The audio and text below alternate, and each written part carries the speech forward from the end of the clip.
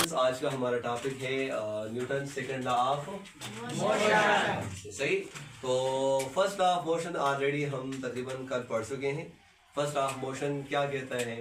Newton ने जो first law पेश की थी तो उसमें उसने कहा कि अगर कोई चीज़ हरकत में है तो वो हमेशा हरकत में रहना चाहती है, और अगर एक चीज़ रेस्ट में है तो वो हमेशा रेस्ट में रहना चाहती है अनटिल जब तक उसके ऊपर कोई फोर्स बाहर से अप्लाई ना हो।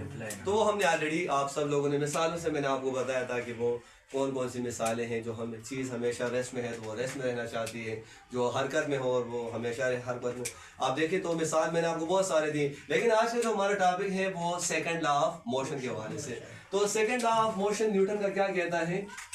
न्यूटन का जो सेकंड लॉ है वो कहता ये है कि जब एक बॉडी है, फॉर एग्जांपल हमारे पास ये चेयर है, क्या है? ये चेयर है। सही।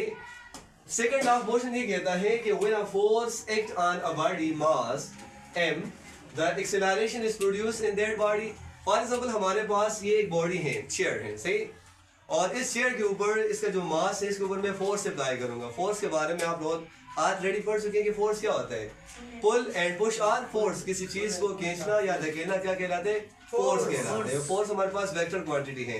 जब कभी भी किसी चीज पर फोर्स हम लगाते हैं तो जिस डायरेक्शन हम फोर्स लगाते हैं वो चीज उसी समय या उसी डायरेक्शन क्या हो जाते हैं, आपके सामने आ जाती है। सही। फॉर एग्जांपल मैं इसको अपनी तरफ अट्रैक्ट कर रहा हूँ तो यही जो चेयर है ये उसी जिस तरह उस पर फोर्स लग रहा है उसी डायरेक्शन के हरकत करके आ रहा है।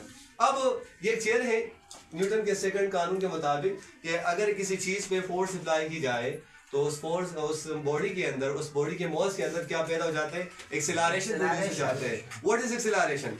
एक्सेलरेशन जब आपकी स्पीड, आपकी वेलोसिटी में तब्दीली आ जाती है। सही।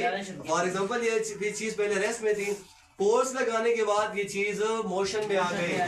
तो न्यूटन का सेकंड लॉ यही कहता है कि जब अगर किसी चीज पे फोर्स अप्लाई की जाए तो उसके अंदर क्या प्रोड्यूस होता है? एक्सेलरेशन प्रोड्यूस होता है। तो इसका सेकंड डेफिनेशन हमारे पास है, the product of mass and acceleration is called क्या? Is called force. सही। ये फोर्स की डेफिनेशन भी आती है। फोर्स किसे कहते हैं? कि जब किसी चीज के अंदर, किसी मास के अंदर एक्सेलरेशन पैदा हो जाए तो वो किसके बराबर आता है? फोर्स। तो इसका जो हमारे पास फार्मूला आता है फोर्स का वो हमारे पास है F is equal to ma। F किसको डिनोट करता है? फोर्स। F किसको डिनोट करता है? फोर्स। और फोर्स हमारे पास कौन सी क्वांटिटी है? वेक्टर क्वांटिटी है। वेक्टर क्वांटिटी वो क्वांटिटी होती है जिसमें मैग्नीट्यूड के साथ साथ डायरेक्शन भी दिया गया हो। क्या दिया गया हो? डायरेक्शन। और ये हमारे पास M किससे denote? Mass of the body, अब जो भी बॉडी है। और F ऑफ एक्सेलरेशन। एक्सेलरेशन किसे कहते हैं?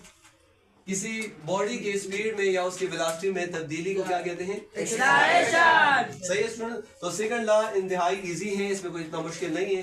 फर्स्ट लॉ यही कहता है कि अगर एक चीज हरकत में है तो वो हमेशा हरकत में रहना चाहती है, और अगर एक चीज सुकून में है तो वो सुकून में रहना चाहती है। और अगर उसके ऊपर कोई बाहर से फोर्स अप्लाई हो गया तो फिर वो पहला वाला कानून खत्म हो जाता है, न्यूटन का सेकंड कानून शुरू होता जाता है, जो कहता है ये है कि अगर किसी चीज के ऊपर अगर वो जा रही है और आप उसके ऊपर फोर्स अप्लाई करें, उसकी हरकत को रोकें, तो ये फिर ये सेकंड लॉ है। सेकंड लॉ से कि उसके फोर्स अप्लाई हो जाए तो वो चलती हुई हरकत को क्या कर देते हैं? रोक देते हैं। और अगर वो रुका हुआ है और उसके ऊपर फोर्स अप्लाई करो तो वो हरकत में आ जाते हैं। तो that is called Newton's second law of motion. तो आप सब लोगों को समझ आ गया?